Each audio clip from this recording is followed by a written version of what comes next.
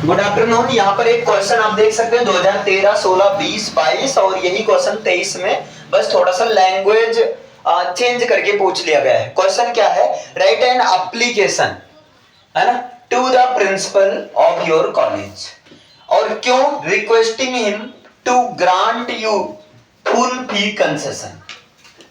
Clear है बच्चा? प्रश्न समझ में आया?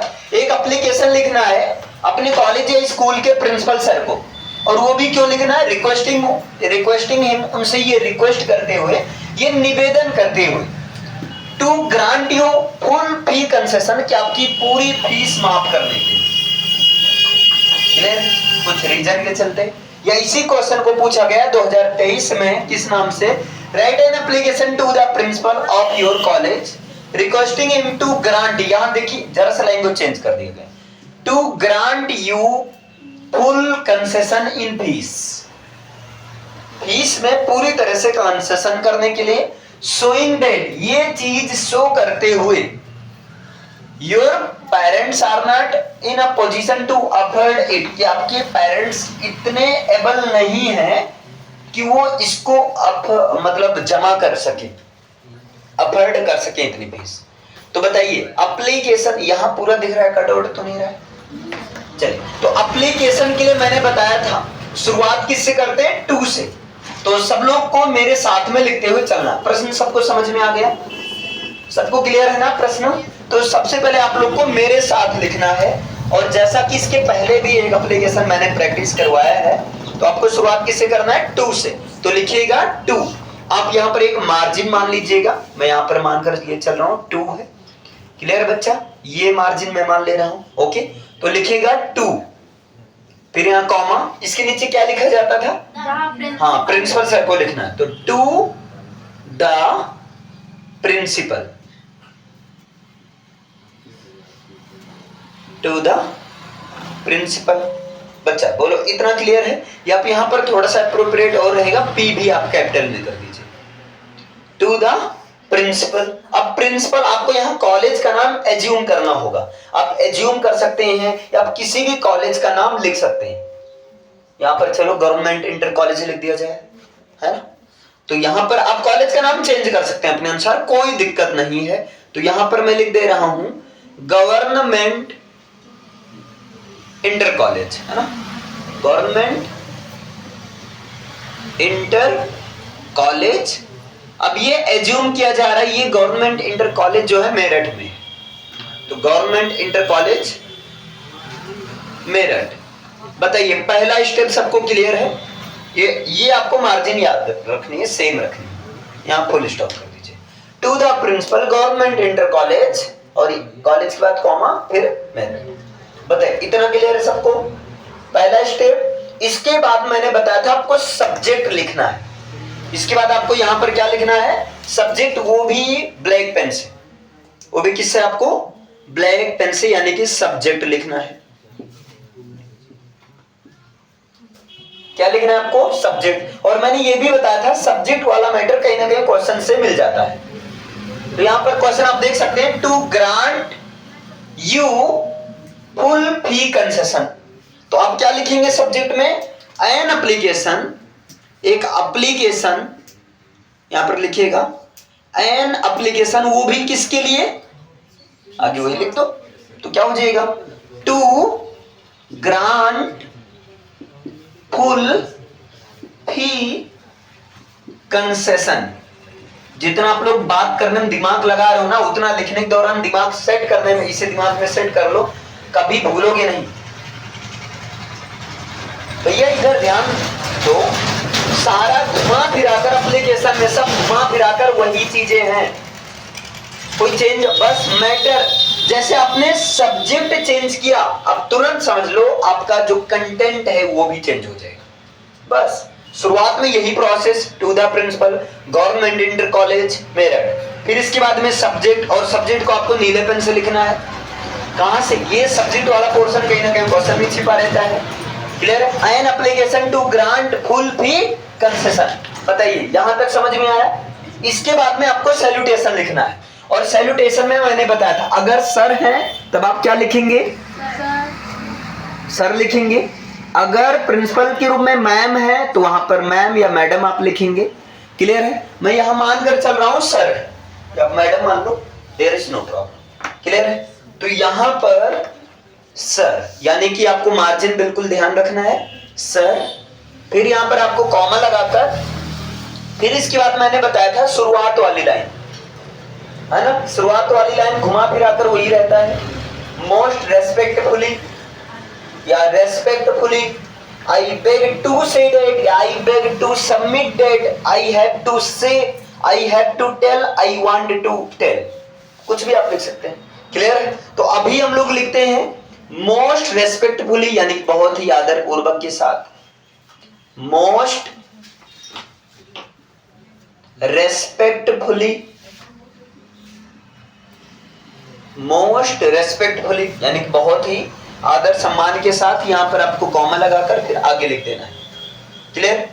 आई बेग टू से डैट, मैं आपसे कहना चाहता हूं, आई बेग टू से, या यहां पर से की जगह आप सबमिट का भी यूज कर सकते हैं, टेल का भी यूज कर सकते हैं बच्चा। क्लियर है ना? I beg to say that, I beg to say that, ये शुरुआत वाली लाइन है। इतना ये लगभग हर एप्लीकेशन में लिखा जाता है। आई होप सबको यहां तक क्लियर है। Most respectfully I beg to say that, बताइए यहां तक क्लियर है? अब यहां पर आपको डैट के बाद मैंने बताया था आपको रीजन बताना है, मेन कंटेंट बताना है, तो आपको फीस माफ करवाने के लिए, फीस कंसेशन के लिए। लेकिन अब आपको जरा दिमाग ये लगाना, फीस कंसेशन क्यों करवाना चाह रहे हो, आपको ये भी तो रीजन बताना होगा। क्योंकि दूसरे क्वेश्चन में यहाँ पर शोइंग डेट, ये शो करते हुए योर पेरेंट्स, कि आपके माँ पिता इतने एबल नहीं कि वो फीस को अफोर्ड कर सके। क्लियर है ना? तो आप इसके बाद तुरंत आप रीजन बताओ। क्लियर है कि आप क्यों ऐसा चाहते हो, आप क्यों लिख रहे हो। तो आप क्या लिखेंगे, that my parents belong to a middle class family, जैसा कि डेट यहां पर मेन कंटेंट यहीं से चेंज होगा, my parents belong to a, ठीक है। अब यहां पर मिडिल क्लास फैमिली या मान लीजिए पुअर क्लास फैमिली है तो आप पुअर क्लास फैमिली लिख सकते हैं। Clear? Very poor class family है तो आप वो भी लिख सकते हैं। बस बिजनेस क्लास फैमिली मत लिख देना, बिलोंग करते हो बिजनेस क्लास फैमिली के लिए और वहां पर भीख मांग लो भैया फीस कंसेशन कर दो, ये तो पंगा हो जाएगा। तो थोड़ा सा आपको कॉमन सेंस लगाना है। तो my parents belong to a, यहां पर मैं लिख दे रहा हूं पुअर क्लास फैमिली। ओके, आप मिडिल भी लिख सकते हैं, लेकिन मिडिल इतना योग्य होते हैं कि वो कहीं ना कहीं फीस को एफोर्ड कर सकते हैं, नित काहे का मिडिल क्लास फैमिली, है ना? क्लियर? तो I belong to a poor class family, poor class family. अच्छा, वेरी पुअर क्लास फैमिली मत लिखेगा, क्योंकि वेरी पुअर क्लास फैमिली फिर एजुकेशन से दूर ही रहती है। भाई खाने के लिए लाले हैं, पढ़ रहे हैं और तुम पढ़ाई की बात कर रहे हो, वो नहीं हो पाता है। समझ पा रहे हैं ना? पढ़ाई तभी हो पाती है जब एक हद तक घर में लोग एजुकेटेड हों, थोड़ा सा खाने पीने की उतनी समस्या मानते हैं, चलो फीस आपकी माफ हो जाएगी, बाकी सारा एफर्ट तो आपको ही करना होगा ना, टाइम देना होगा, कॉपी किताबें ड्रेस सारी चीजें तो आपको ही करना होगा। फीस में तो राहत मिल सकती है, और आप लेकर हो फुल फी कंसेशन के लिए, हो सकता है हाफ कंसेशन हो।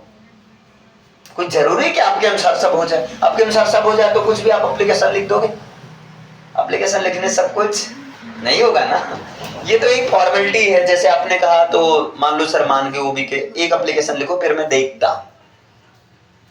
क्लियर है?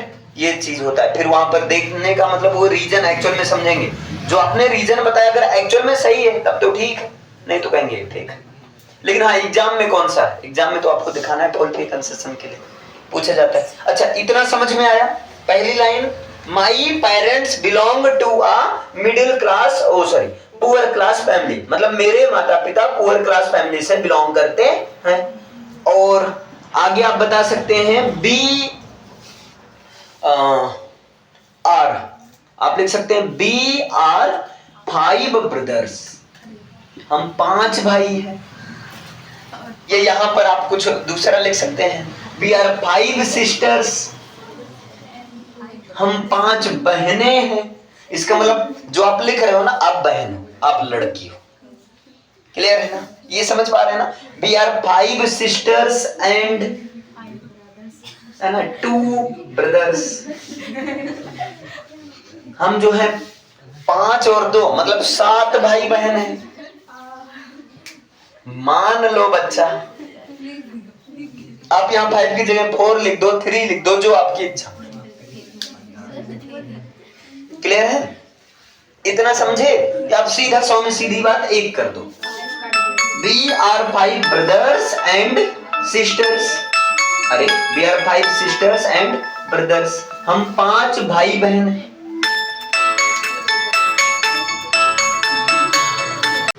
अच्छा बताइए, इतना समझ में आया? मैंने क्या कहा?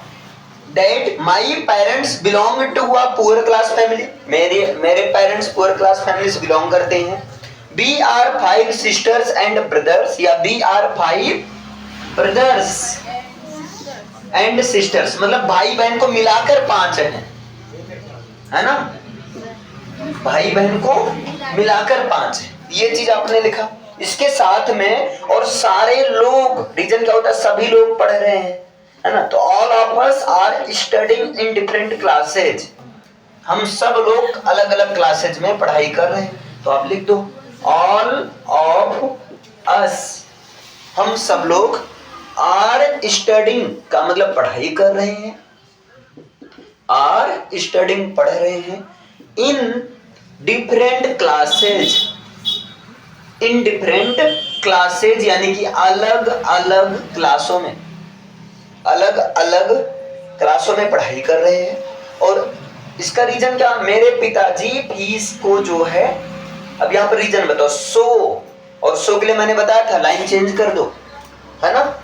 सो के लिए क्या करो? लाइन चेंज कर दीजिए। तो सो यहां पर दिख रहा है ना? तो सो अब इसके बाद आप लिखे my father is unable to bear the education. So comma my father is unable to bear education. My father is unable to bear education. इसका मतलब, और एजुकेशन एक्सपेंसेस, मेरे पिताजी जो पढ़ाई लिखाई की खर्चे हैं ना, उसको उठाने में समर्थ नहीं है। ऑफ ऑल चिल्ड्रन यानी सभी बच्चों के लिए, ऑफ ऑल चिल्ड्रन सभी के लिए वो खर्च नहीं उठा पा रहे हैं, सभी के लिए खर्च नहीं उठा पा रहे हैं। क्लियर है? As I am the youngest one, जैसा कि मैं सबसे छोटा हूं। आप इसके साथ ये भी बता सकते हैं, एज जैसा कि I am the, as I am the youngest one among them, among them जैसा कि मैं उन लोगों के बीच में सबसे छोटा हूं, जैसा कि मैं उन लोगों के बीच में क्या हूं? सबसे छोटा हूं। इतना समझ पाए? मैं बोल भी रहा हूं as I am the youngest one among them, जैसा कि मैं उन लोगों के बीच में सबसे छोटा हूं। अब भाई सबसे छोटे के ही साथ प्रॉब्लम होती है ना? जो बड़े रहते हैं उनका पढ़ाई लिखाई सब तो हो ही जाता है, लेकिन छोटे के केस में थोड़ा सा प्रॉब्लम हो जाती है। अब यहां पर आपने रीजन बताया। देखिए पहले आपने कंटेंट बताया, फिर दूसरा आपने बताया कि मेरे पिताजी so my father is unable to bear education expenses of all children, यानी सभी बच्चों के लिए, as I am the youngest one. फिर इसके बाद मैंने बताया था, हाँ, आई देयरफॉर करके एक बिल्कुल इजी फॉर्मेट, और इसको मैं ऊपर लिख दे रहा हूँ बच्चा। नमस्ते बच्चा, अभी इसे मैं मिटा सकता हूँ ना ऊपर? ठीक है। अभी आप लोग को ऊपर नहीं लिखना है, आप लोग को नीचे ही कैरी ऑन करना है। मैं नीचे लिखूंगा तो दिखेगा तो ही नहीं, लेकिन दिखेगा बच्चा, लेकिन ऊपर ही लिखता हूं ताकि आसानी से आप लोग देख सको। तो इसके बाद आपको क्या लिखना है? आई, फिर वहीं पर इसके बाद आई देयरफॉर, मैं इसलिए, है ना, आई देयरफॉर, मैं इसलिए रिक्वेस्ट यू हम्बल, या रिक्वेस्ट यू हम्बली, इसलिए मैं आपसे बहुत ही विनम्रता पूर्वक रिक्वेस्ट करता हूं, है ना, मैं बहुत आपसे विनम्रता पूर्वक रिक्वेस्ट करता हूं। और क्यों करता हूं? To grant me full fee concession, यहां पर आप रीजन लिखो, to grant me full fee concession, to grant me full fee concession, कि आप जो है मेरी पूरी फीस क्या कर दीजिए, माफ कर दीजिए, फुल फी में कंसेशन कर दीजिए। और ऐसा नहीं करेंगे तब क्या होगा, आप ये भी बता सकते हो। क्लियर है? हाँ, अदरवाइज माई स्टडीज में भी डिसरप्टेड, नहीं तो अगर आप ऐसा नहीं करेंगे तो मेरी पढ़ाई मुझे रोकनी पड़ सकती है, पढ़ाई को स्टॉप करनी पड़ सकती है। और मैं आपके स्कूल का होनहार छात्र हूं, पिछले 3 साल से टॉप कर रहा हूं। क्लियर है ना? हाँ, तो आगे लिखेंगे आप, otherwise my studies may be disrupted, otherwise my studies may be disrupted, नहीं तो मेरी स्टडी जो है वो डिसरप्ट हो जाएगी, एक तरह से मुझे रोकनी पड़ जाएगी। क्लियर है? अब आप बताओ अपना, एज यू नो, नहीं ये आप मत लिखो, आई एम स्टूडेंट ऑफ, जो भी आप इसी के साथ में आप लिखो,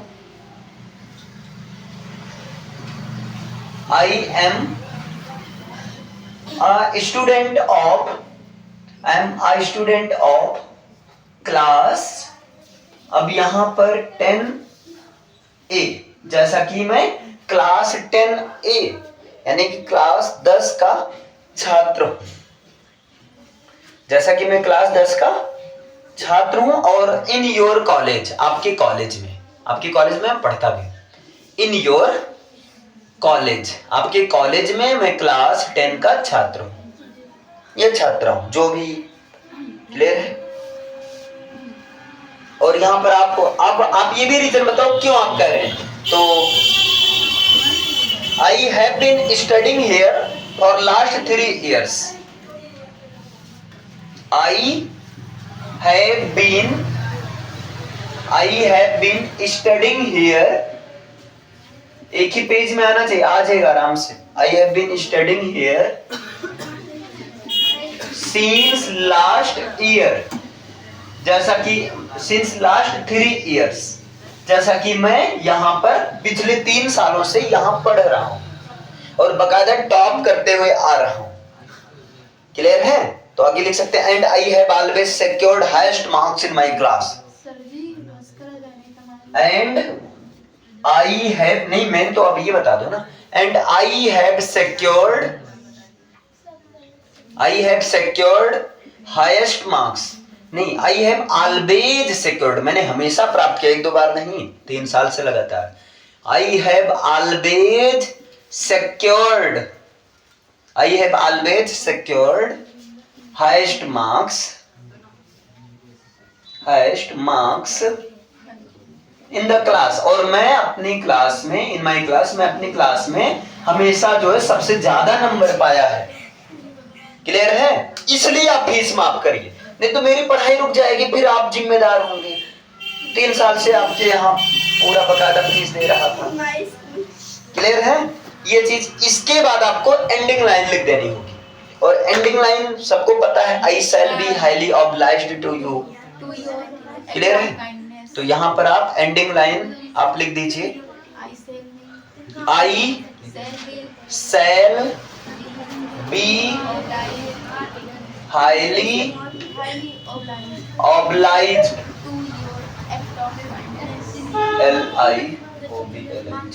obliged to your act of kindness। Clear बच्चा? बात नहीं इधर, ये बताओ इतना समझ में आया? फिर यहाँ पर आप वही लिख दो,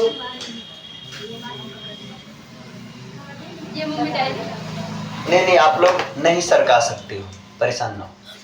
यहां पर देखिए, योर्स फेथफुली, इस तरह से, योर्स ओबीडियंटली, प्यूपिल, है ना। या आप यहां पर थैंकिंग यू बोल सकते हैं, याद रखना। आप यहां पर बोल सकते हैं thank you sir, thanking you के साथ में yours obediently, yours obediently, yours obediently, फिर यहां पर अपना नाम। क्लियर है? यहां पर अपना नाम और डेट आप इसके नीचे भी लिख सकते हैं, डेट आप यहां लिख दीजिए, डेटेड। अब यहां पर जो भी आपका डेटेड है, जैसे मैं मान लेता हूं 25 अक्टूबर, क्लियर है, 2025 मान लो। मानने में क्या है, क्लियर है ना? नहीं मान पा रहे, 24 कर दो, क्या दिक्कत है? ओके, अभी समझ में आया? इस तरह से। तो सबसे पहले आपको क्या लिखना था, एक बार रिवीजन करो सब लोग, लिख रहे हो कि नहीं? सबसे पहले to the principal of government inter college Meerut, पहला स्टेप समझ में आया। दूसरा स्टेप पर सब्जेक्ट, सब्जेक्ट में an application to grant full fee concession, an application to grant full fee concession. फिर सैल्यूटेशन में सर, फिर यहाँ शुरुआत करना है और पहली लाइन सबको पता है, स्टार्टिंग फिक्स है। Most respectfully I beg to say that my parents belong to a poor class family, we are 5 brothers and sisters, all of us are studying in different classes, so my father is unable to bear education expenses of all children as I am the youngest one among them. फिर इसके बाद में I therefore request you humbly to grant me full fee concession, otherwise my studies may be disrupted. I am a student of class 10A in your college. I have been studying here since last 3 years and I have always secured highest marks in my class. Ending line, I shall be highly obliged to your act of kindness. Thanking you, yours obediently, XYZ. या नाम यहाँ अगर दिया रहेगा वहाँ नाम बोला गया, बोलेगा कि आप मान लो आप सुब्बू राव हो तो आपको यहाँ सुब्बू राव लिख देना, डेट, फिर आपको डेट लिखना, जो भी होगा। क्लियर? अच्छा, अब ये समझ में आया सबको? क्लियर है ना? एप्लीकेशन कैसे लिखा जाता है? yes, अब जैसे देखो, इसके पहले जो मैंने एप्लीकेशन बताया था आप लोग को, इसके पहले भी एक एप्लीकेशन मैंने बताया था सिक लीव के लिए, वहां पर बिल्कुल थोड़ा सा बताया गया है ना। यहाँ पर क्या किया गया, थोड़ा सा बढ़ा दिया गया। क्लियर है? इससे क्या होगा, जैसे जब आप खुद से जाकर प्रैक्टिस करोगे 2-4 एप्लीकेशन के अलग से, तो आपको समझ में आ जाएगा अच्छा एप्लीकेशन छोटा बड़ा हो सकता है। बढ़िया क्लैरिटी के साथ, एक राइटिंग के साथ एक ही पेज में आपको लिखना है और आराम से एक पेज में आ जाएगा अगर आप सही तरीके से लिख रहे हो तो। क्लियर बच्चा? इतना समझ में आया? चलिए ओके, आज के लिए इतना ही। Thank you.